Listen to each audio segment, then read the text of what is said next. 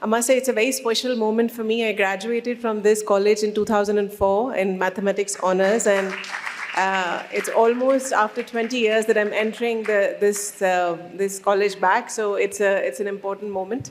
I'm deeply and tremendously grateful to this immense educational institution which has contributed to my journey. So putting it out there, thank you very much.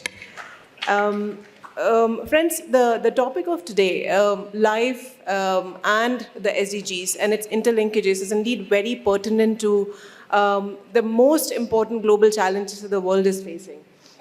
I have a presentation for you, and just as an indicative approach to these things, I'll take you from one slide to the other. But first, I would start with delineating how the linkages between Sustainable Development Goals and SDGs are fundamental to what we are doing in the G20 process and what the world needs today. Next slide, please. So, just a little word on G20, especially from a development perspective to all of you. You have been attending this event and hearing different perspectives, but what is it really that the G20 is called for and is special about G20 as regards the agenda that it takes forward?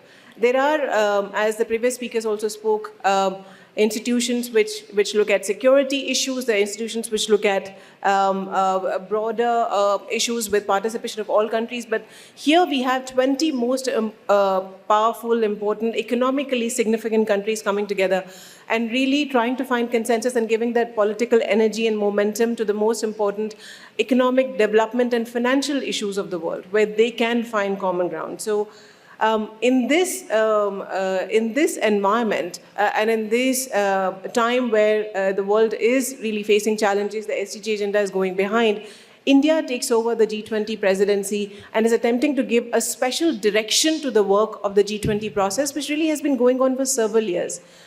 The moment we start our presidency, we convene under the leadership of Prime Minister Modi, a voice of the Global South Summit.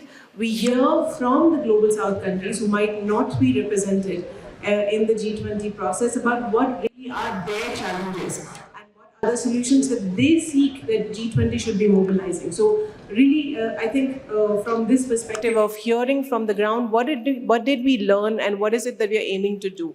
The Prime Minister chose this very telling and important priority, which I think I would speak of in the context of how it is much beyond the slogan that we have been hearing about Vasudhaiv Kutumbakam, which is very philosophical, but at the same time, the theme of one earth, one family, one future also is a very practical blueprint. It gives us an idea of how and in which direction and in what manner we should be going forward. So really looking at one earth, and I think this is where we come to the very basics of the SDGs agenda, where the most important point for all of us to keep in mind is that no one should be left behind.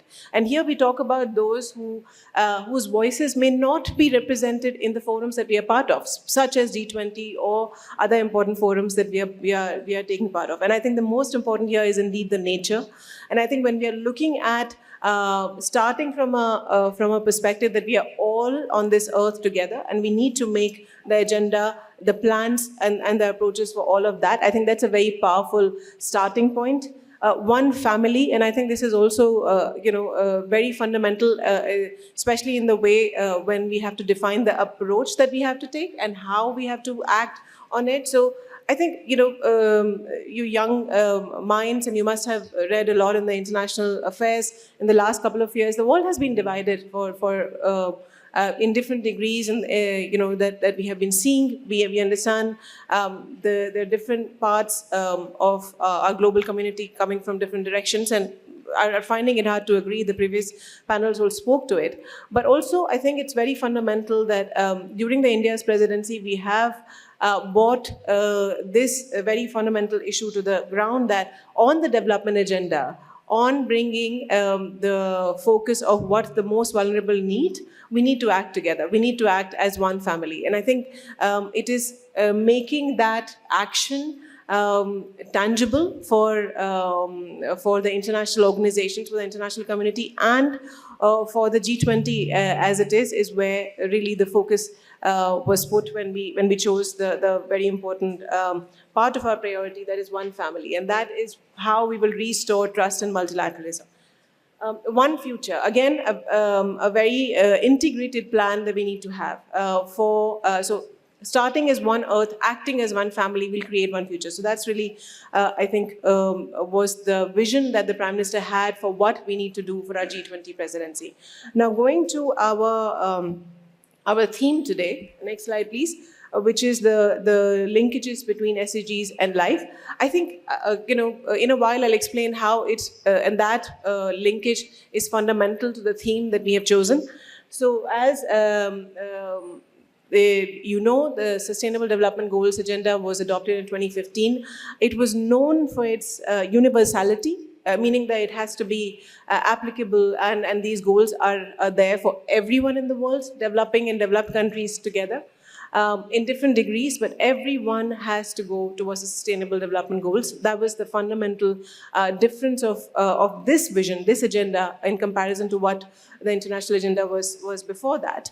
The indivisibility of SDGs, and I think this has also become even more important now, especially when we see that in actions where we are implementing the Sustainable Development Goals globally, how there have been tendencies to pick and choose the certain SDGs over the others, and the integrity of SDGs, which is really where the solidarity with those whose voices are not there is being put forward. So I think it's very important to also understand to all of you, and I want to say this, in India, we're a very vibrant country with a lot of ideas and a lot of action happening all around.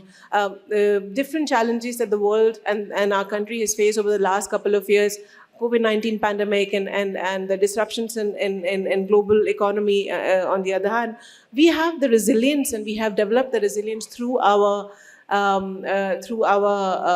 special work and characteristics. But there's a lot that the India needs to share with the rest of the world to enable that resilience to be developed in other countries. And that's why this G20 presidency of India is so fundamentally important in giving that direction.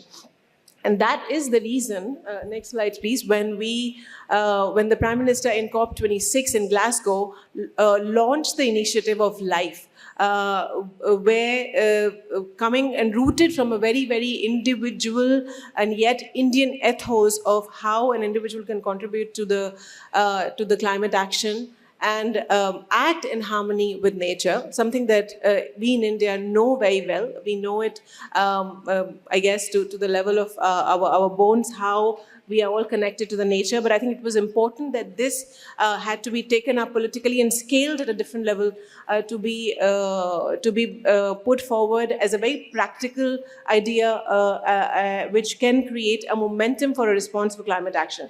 Now here a little bit of context, and I think that's important.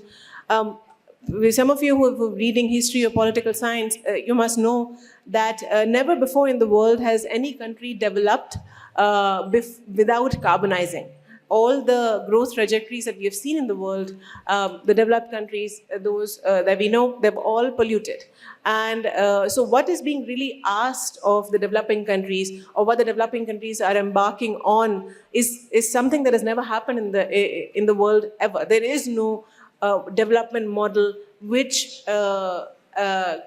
grows and does it in a decarbonized manner. So India might be one of the first countries to do that, and will lead the world into that path. But how is it that really it can happen without taking all stakeholders on board? And that's where I think the LiFE approach becomes very, very critical. So not only is that it is anchored in our theme, very fundamental to the idea of one Earth, that we are all, including the nature and the humans together, that we need to act as one family. It means each and every stakeholder needs to contribute to this process. Climate action cannot be only taken up at the level of governments, policymakers, or maybe a certain energy-intensive industries. It has to be everyone. And I think when we focus on action till the last mile, which is what really the LiFE as an idea proposes, it transforms completely the way we look at climate action. And I think you as young people will go out, in a couple of years in the world and will engage with policymakers, industrialists, regulators, entrepreneurs, and you will see that how to create an ecosystem which enables sustainability. Each and every member of the community, the global community, economic community, international community has to play a role. And I think that's where this idea is transformative, because this cannot, LiFE tells us, the idea of LiFE tells us that you cannot pursue climate action in silos with the development agenda. And I think this is something that is very important for us to bring back to these discussions. The LiFE discussions not only looks at the capacity of motivation of the individual, but at an international level also speaks of how do we produce sustainably, how do we create an ecosystem which enables those sustainable lifestyles over a long period of time. Next slide, please. So just and sustainable development goals in an interconnected manner, not acting in silos, can do for a powerful agenda for the world on green development, focusing on development but yet looking at it from the perspective of the climate resilience, the climate ambition part of our work. So what they are also working on in terms of bringing a very strong momentum in G20 is something which would be a pact at the level of leaders on green development, focusing on all of these issues, which will enable such actions in the developing countries all around the world. And I think this is really a proud moment for those of us engaged in this process, because we see how the solution to the Global South needs are indeed coming from the Global South itself. India is providing those solutions, whether it is with regard to the digital public infrastructure discussions or looking at climate action from a holistic all-stakeholder perspective. The solutions are really coming, and the direction that we are wanting to give to these discussions will really transform some of the work going on these very important challenges going forward. Next slide, please. Just one last slide, and I think this is what I would leave you with, as to what really one Earth, one family, and one future mean in tangible terms. And I think this is something that we all need to sit with, because these are important conversations that we are starting. And this would need to then percolate into all aspects of our communities and economy and our discussions to see that One Earth really means that we all act, especially on behalf of those whose voices are not represented in the forums that we are part of. That's how we create the trust, that's how we create the solidarity, which really forms the basis for acting together as one family, which means that we will mobilize finances for those SDGs which are left behind, which means that we will provide technology with an ambition of taking the work further and not monetizing it, which means that we will work towards policy coherence and coordination, which is really the fundamental part of where acting together comes in. And only when we work on the basis of these pillars and act as one family on the coordination and comprehensiveness of these issues, we will be able to create the one future that we have. So really, it's your future, and as you embark on this journey with all of us, I wish you all the best. Thank you very much. Thank you so much for those very insightful ideas that you have presented and really set us up for this panel discussion, which is Voices for Life and Attaining SDGs. Before we start, I really do want to emphasize that as young citizens of India, all of you have a very important role in shaping the global agenda on sustainable development, especially this year as India drives the G20 presidency. Of course, we heard quite a lot about what Lifestyle for Environment is. It focuses on the idea of individual responsibility in addressing the climate crisis through sustainable consumption and production.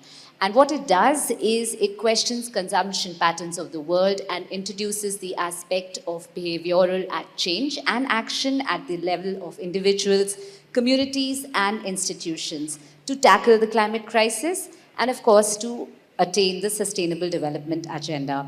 These are very complex ideas, and we are lucky enough to have very special speakers with us who are well positioned To help us unpick some of these ideas, we have Dr. Shamika Ravi, who is member of the Economic Advisory Council to the Prime Minister. We have Professor Sabyasachi Saha, who is Associate Professor at the Research and Information System for Developing Countries. And of course, we have Ms. Eenam Gambhir, who is Joint Secretary at the G20 Secretariat. I'll begin with you, Professor Ravi. And the first question would be something that Ms. Gambhir also talked about, which is that at the heart of Mission LiFE is the idea of sustainable consumption and a climate-friendly lifestyle. Now, how can that be balanced with the idea of rising consumption and the need for economic development and growth in the country? Good afternoon, everyone. Namaskar. It's personally very, it's fun to be here because this is the stage that I made the most money on when I was an undergraduate in Delhi University, because Hindu College, the winning prize used to be anywhere between 7 and 10,000 in the years 96 to 99. So I love being here. I also like the fact when the faculty said, come inside, sit down and shut the doors, because that is the only way we are going to have captive audience. So thank you very much for this opportunity. ORF is home. Thank you, ORF, for putting this together.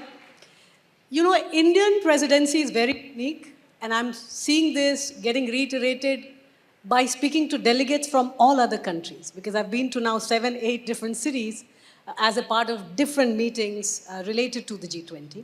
And almost all countries are saying one fundamental thing repeatedly. This is the first time they have seen G20 turn into a mass movement. This is a people's movement. You go from city to city, people are just standing on the streets waving, they're just happy to be part of this.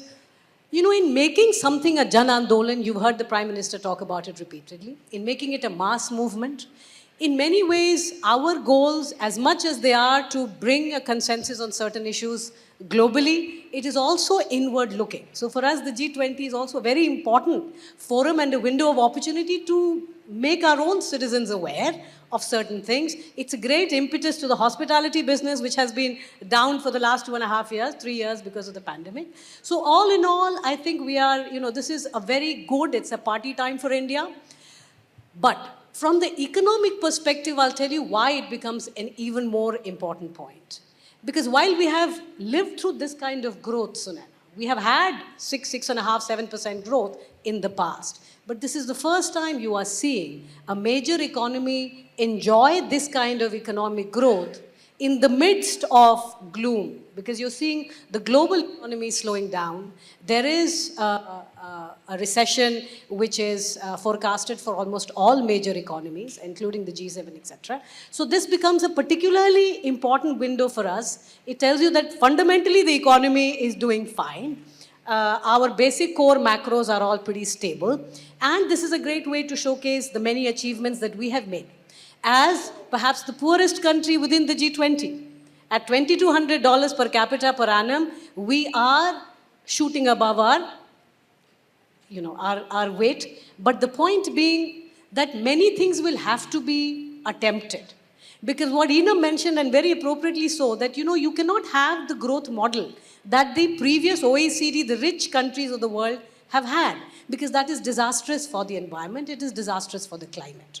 So for a resurgent, a country which is looking, and it is growing very fast, we cannot emulate the growth models that we have seen in the last 70 years. So we need our own model. And the LiFE project, the LiFE mission that has been initiated from Delhi, of course, from the center, is gradually percolating down. If you go from state to state, you go districts across India, etc., with the hope that this will also become a larger global movement. Because what has happened until now is not sustainable environmentally. Now, the LiFE mission, if you actually read the details of it, I think your grandparents might be able to empathize with it and understand it far better than you.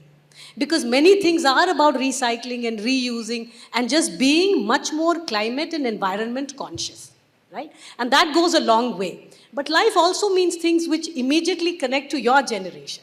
In fact, there is a great emphasis to gamify a lot of actions, a lot of things which pertain to the LiFE project, right? We have some very successful private apps, which I think now there is one particular app developed by a youngster, just like you guys, and she has some 3 million users. And the whole idea is it gamifies your everyday activity right from when you wake up till you go to bed.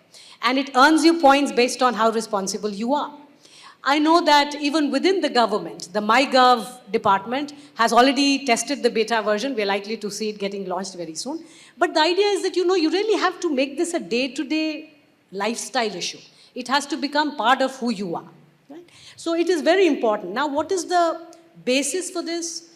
The tension is that economic growth requires high consumption. We really want people to consume more. And when consumption slows down, it's a matter of great concern.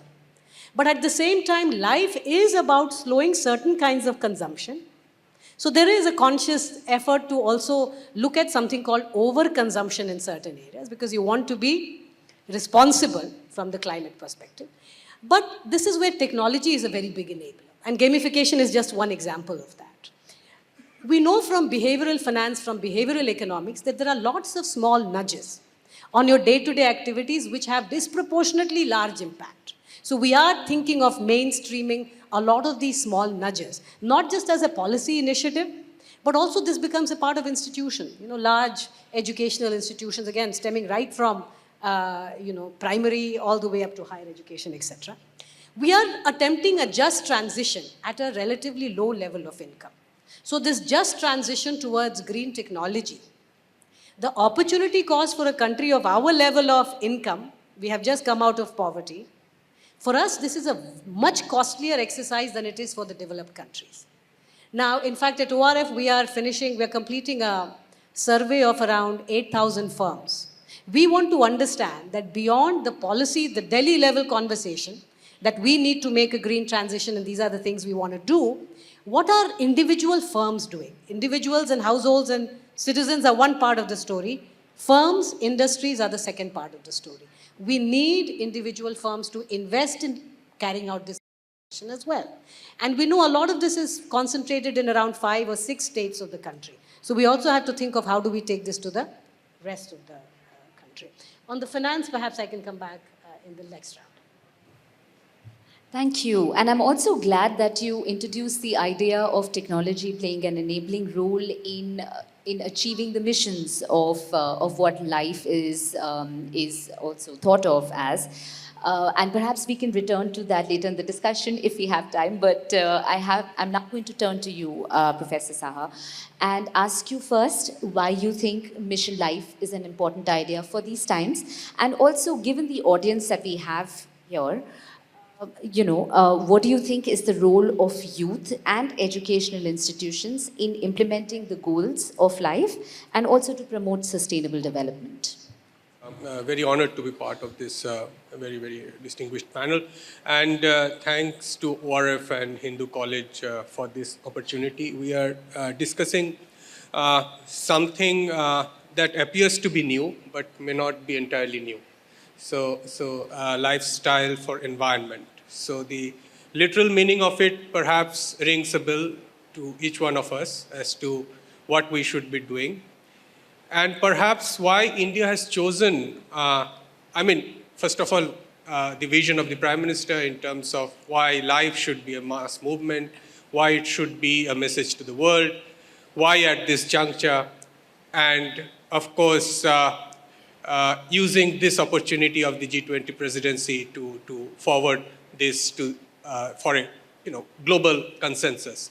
So this conviction comes from what we have believed all along. So about the connect with the nature, the harmony with the nature, the trans-species connect. So if it is both philosophy and science that life is a continuum. You just cannot break it, that humans are more important than anybody else on this planet. So the moment we realize the inherentness of Vasudhaiva Kutumbakam, family, world is one family, we perhaps start thinking what we need to do individually as well as collectively. Now, it appears, as I was telling you, it appears a new framework. We have been talking to our colleagues from many other countries, And why not it is, we go by what we have been talking about, sustainable consumption and production, and why do you need LiFE?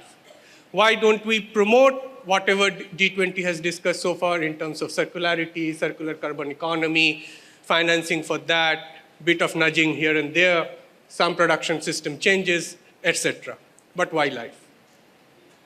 For me, to convince others as to what we should be doing on LiFE is to take them back and remind them of their commitments on the SDGs, which remains a very recognizable framework of global cooperation till this point.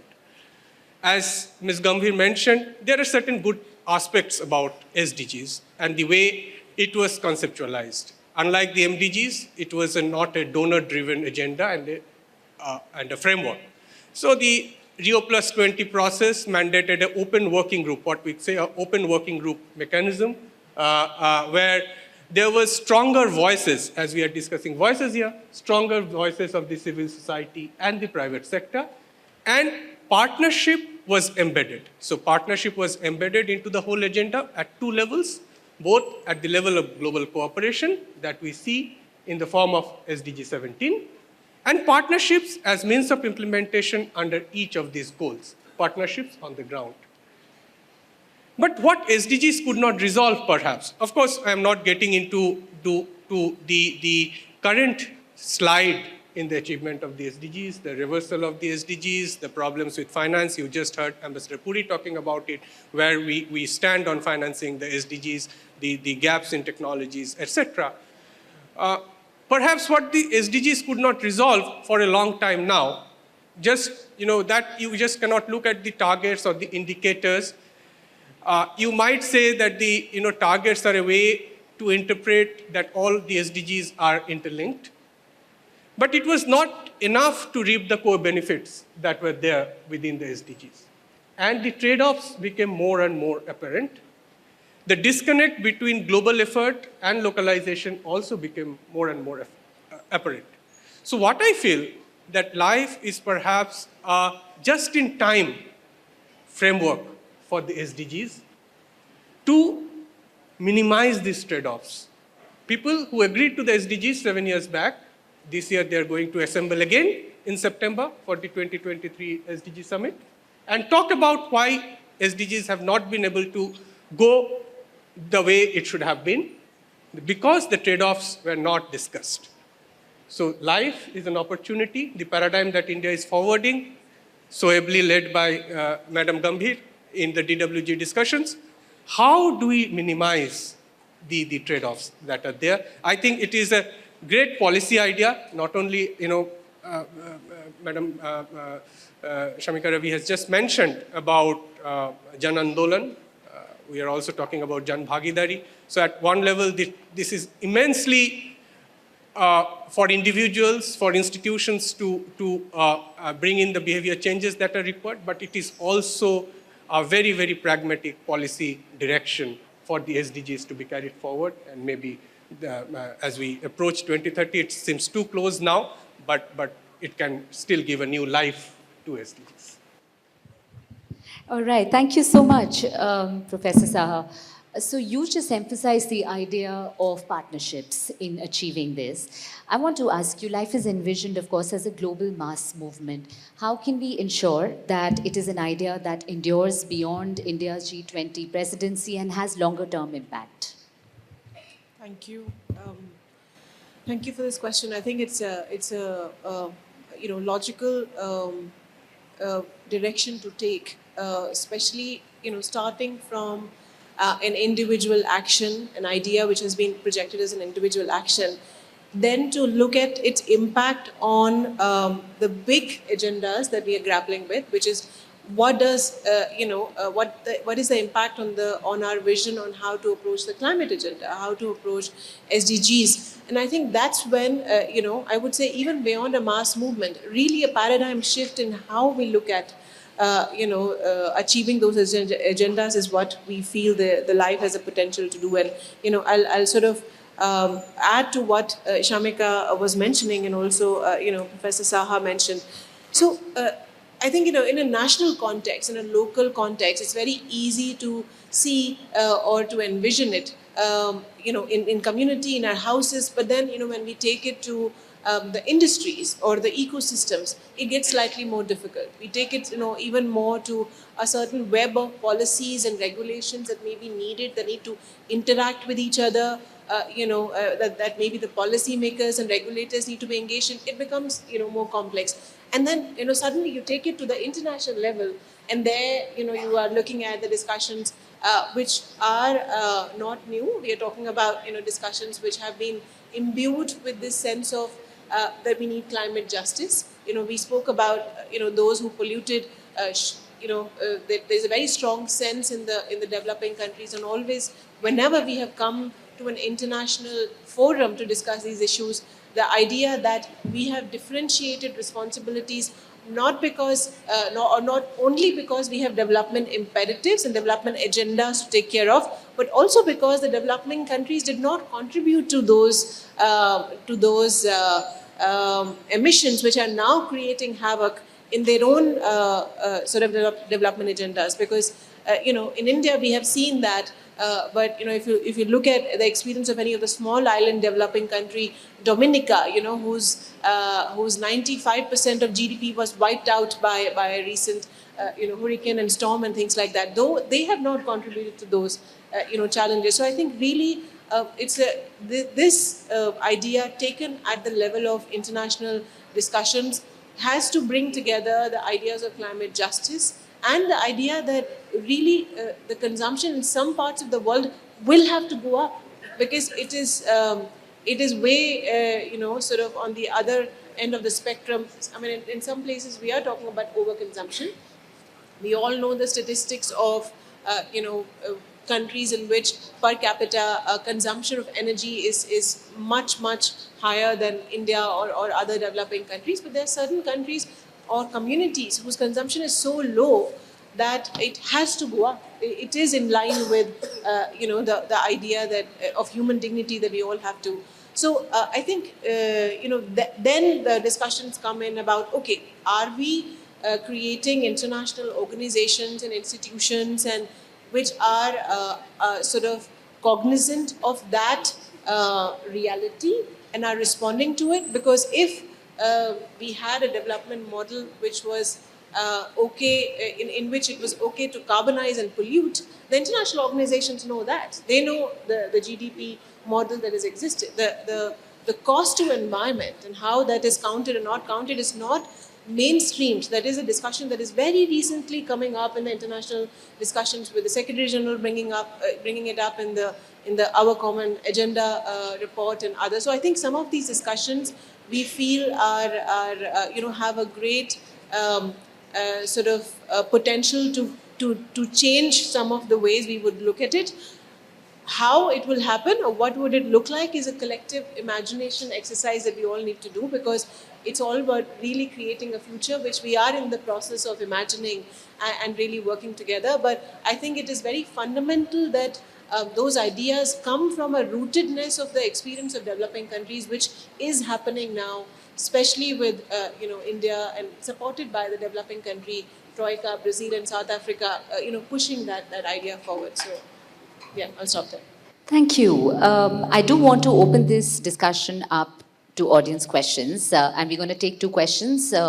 So keep those ready. I'm going to come back in 2 minutes. I'll just turn quickly to Professor Ravi, because I know she wanted to interject. You mentioned that you wanted to talk about financing. Of course, please do.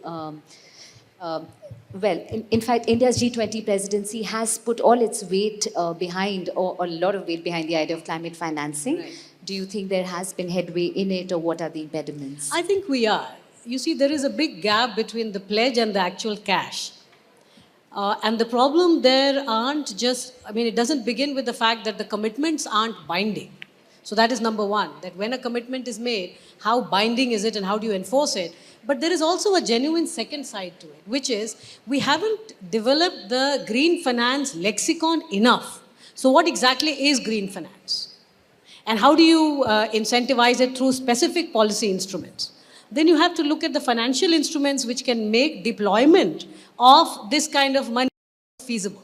So let me just give you an example of Madhya Pradesh. It is one of our poorest states. But a state like Madhya Pradesh has tremendous green coverage. And in the new paradigm that we are talking about, that green coverage is very valuable.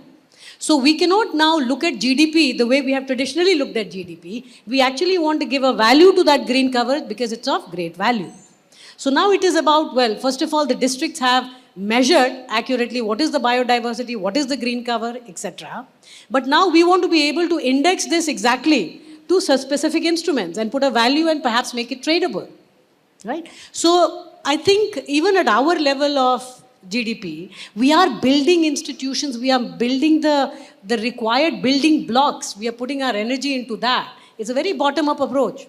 But we are building those institutions and those prerequisites which will help us even deploy so-called green finance. Social stock exchange, we are perhaps the second country in the world to actually have an entire institution which has been created at SEBI with the core agenda of helping raise money and deploy money for these kind of causes. Right? Thank you. Yeah. To take on the second question that Sunaina ji asked me about how educational institutions can come up to and address this challenge as well as this new paradigm. First of all, had it been a few years back, I would have said that higher education institutions should invest more in research, take up areas of research that makes this transition possible, meaningful, taking into account the conditions, local conditions in countries like ours, where we do see a evidence gap and research gap, etc. But at this point, I would also think of many of you as future leaders in terms of startup owners, entrepreneurs. You might even go for social entrepreneurship. And all of these business models can be based on LiFE principles. So that would be a direct contribution to the economy and the society. Of course, many of you would also become policymakers, that you have a role, and if you are not left with many choices, can become economists like us and do some numbers which can help policymaking a little more. Yeah. All right, very interesting ideas from our panelists. Please do raise your hands and let's take, okay, so I have one person in the corner. Do we have mics? Greetings, everybody. Hello, panel. I'm Samapika from Kirorimal College, first year student. So my question is from the earlier panel, as said by Dr. Adrian, that G7 is more efficient and G20 is more representative. Panel, could you please highlight on this point of this efficiency part of G7 when devoid of being representative? Yeah, that's my question. Okay, let's hear the second question. Good afternoon, panel. Good afternoon, August gathering. Thank you for a very enriching session. I'm Asta Singh from Miranda House College, pursuing political science. We have talked about India's headstrong role in promoting sustainable growth agenda. But what has to essentially change in the political culture of the Indian civil society for this agenda to be truly collective and percolate down to the grassroots of the country? Okay, who's going to take the second question? Would you like to take a stab at it? And then maybe I can bring you in for the G7 question. Sure. Well, I actually did want to talk about the G7 because Adrian did lead the cats among the pigeons in some sense. Of course, they are more efficient. These are the richest economies in the world. That is what binds them together. But also remember, these are countries at war with each other. The progressive countries, or the so-called progressive countries today, are closing down nuclear plants and firing up thermal plants. And we are talking about emissions and what is it going to do to the future. So, of course, we know exactly what is happening, right? And the rest Eenam will educate you on. On the issue of SDGs, look, SDGs are not within the purview only of the government. It's very important for you to recognize this. Government is a very large part of the problem and the solution. But if you consider healthcare in particular, look, India is perhaps the reason why maternal mortality rate in the world has come down, right? Because, of course, we are a large contributor to it, or we were. But you are also at a time living, because you are having such tremendous real economic growth, today you have far fewer actually poor in terms of head count than smaller countries like Nigeria. So let's not discount the fact that economic growth by itself is also leading to attainment of a lot of our SDG goals. Right? Growth is powerful because it makes food available, clean water available, doctors available, many things that go towards it. But here we have had National Health Mission.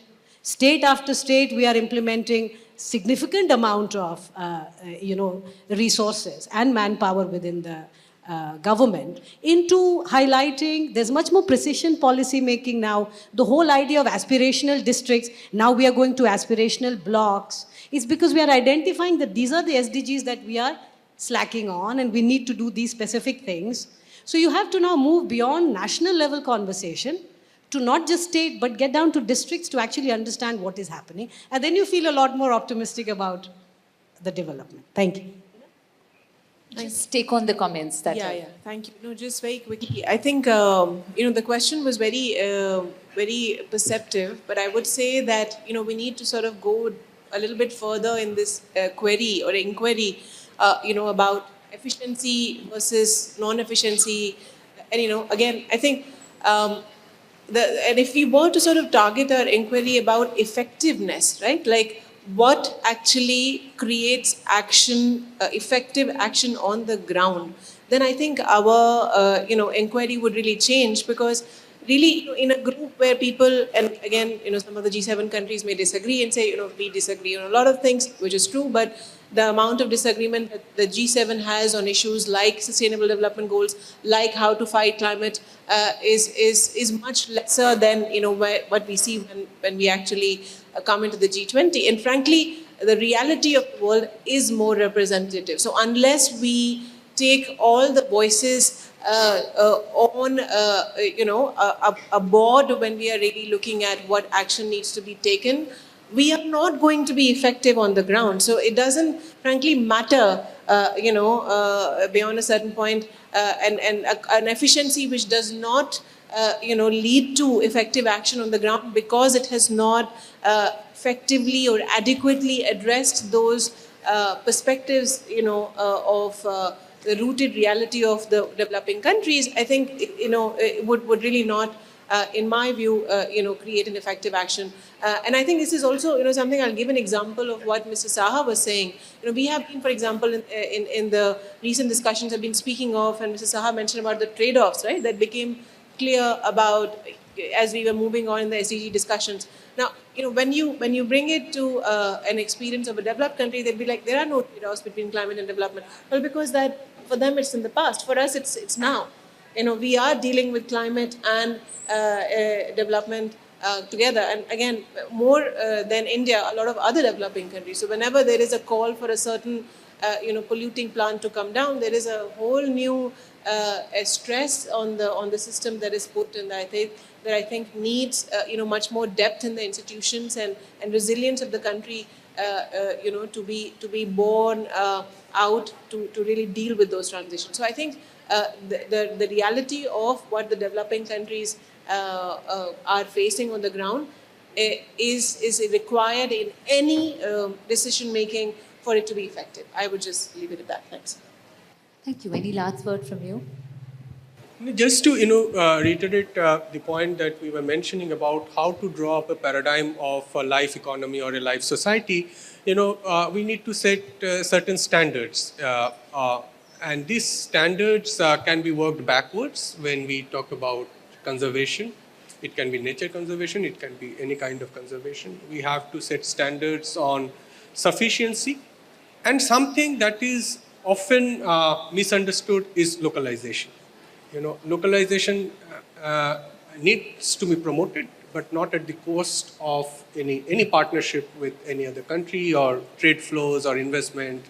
Localization is about bringing down carbon footprint. The moment you go for local food systems, you naturally end up with lowering carbon footprint. So that is the paradigm of localization that we should be promoting, as, if we want to see some tangible outcome from life. All right, perfect note to finish this on. Thank you so much to our panelists for taking our time for this discussion and for connecting G20 with the youth. Thank you to students for your interest in this, and thank you, of course, to Hindu College for organizing this.